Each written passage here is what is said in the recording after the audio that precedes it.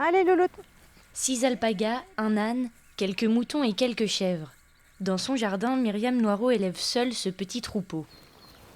Bon appétit. C'est avec lui qu'elle fabrique sa propre laine pour créer des pièces uniques.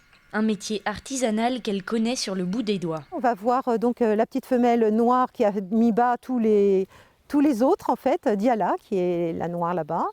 Ensuite, on a les enfants, les deux filles. En fonction des animaux, la qualité de la laine va être différente. Quand on passe de la mohair aux moutons et aux différentes races de moutons et aux alpagas, chaque race a une particularité au niveau de la laine.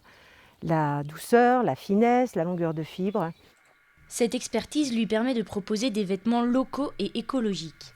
La laine des animaux est coupée 1 à 2 fois par an, puis traitée dans une usine française avant de lui être restituée en pelote. Parce que le matin, c'est souvent, je fais les soins aux animaux, voilà. Mais c'est vrai que l'après-midi, souvent, je fais le tissage.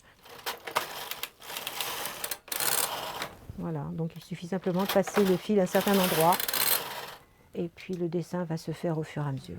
Un métier qui demande donc du temps, mais qui lui permet de créer ses articles de façon artisanale.